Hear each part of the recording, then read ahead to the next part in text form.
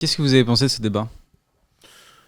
Bon, agréable. En fait, d'une part, on n'était pas tout à fait d'accord, mais c'était pas non plus des positions tout à fait antagonistes. Et je dirais que le point d'équilibre entre nous, c'est peut-être la position d'Amnesty International qui nous rejoint. Bon, la différence, c'est que moi, je vais regarder les matchs dès le premier. Alexis va attendre la finale pour regarder. Mais voilà, sinon, on est d'accord sur beaucoup de choses. Non, mais moi, Pascal Boniface, qui est un esprit fin, a pointé toute une série de contradictions, y compris dans la campagne que j'engage. Et j'en suis conscient et je l'écoutais. Bon, il n'empêche qu'il y a des moments où en politique, il faut aussi mettre à distance la subtilité de l'universitaire et de l'intellectuel et taper fort sur le tambour pour qu'un message soit entendu. Moi, je reconnais que ma campagne, je l'ai pris en disant au bout d'un moment, après avoir notamment beaucoup vu ce que nous disait Amnesty, qu'il y avait quand même un scandale et qu'on ne pouvait pas en rester à circuler, il n'y a rien à voir, c'est comme ça. Bon, donc de ce point de vue-là, notre échange était parfois une fausse contradiction parce qu'on partage sur l'essentiel. Donc voilà, c'était plaisant. De toute façon, c'est toujours plaisant d'écouter Pascal Boniface. C'est pas frustrant justement de voir quelqu'un comme Pascal Boniface qui est pas forcément d'accord sur tout et qui va pas boycotter justement la Coupe du Monde? Mais moi, mon problème dans la vie, c'est pas de demander aux gens d'éteindre leur poste de télé, ce qu'ils font chez eux. J'en ai ras-le-bol de la police, de la pensée, la morale en permanence.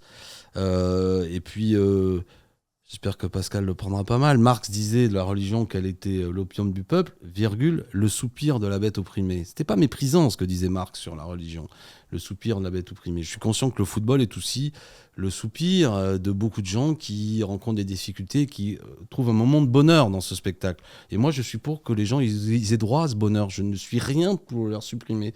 Donc mon problème n'est pas ça. Et ça a d'ailleurs failli... j'ai failli ne pas mener cette campagne au nom de ça, parce que je me suis dit, si c'est pour dire aux gens, regardez pas la télé, c'est complètement idiot, c'est pas ça mon problème. Mais après, je me suis appliqué à moi-même en même temps, vu que j'avais une certaine nécessaire radicalité dans le propos pour qu'il soit entendu. Vous savez, la presse, pour qu'elle vous accorde une tribune, il faut avoir un propos un peu tranchant. Vous pouvez pas mener une campagne comme ça uniquement dans une espèce de pondération permanente. Au bout d'un moment, le propos est affaibli. Et au bout d'un moment, je me suis dit, bon, voilà, moi, à titre personnel, étant beaucoup moins fan de foot que Pascal, je pourrais me passer de voir les matchs. Mais j'essaie de faire avancer un niveau de critique de nos concitoyens sur les conséquences de ces grands rendez-vous sportifs dont on vient de parler. Moi, ce qui m'agace dans les arguments de certains, c'est l'hypocrisie. Et Alexis Corbière n'est pas hypocrite là-dessus. Ses arguments sont cohérents. Les 440 millions, ça me paraît cohérent, etc. Et donc, autant, j'aime pas les idées reçues ou les idées fausses. C'est vrai, le dire, on va au Qatar, on a des relations, mais il faut pas la Coupe du Monde. On met pas d'écran géant parce que c'est le Qatar, on a le Paris Saint-Germain. J'aime pas les gens qui sont incohérents.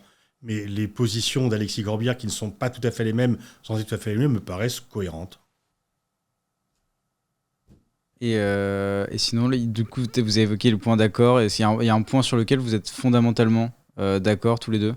Ah ben là, je crois qu'on mène la même campagne. Enfin, moi, vous savez, c'est comme...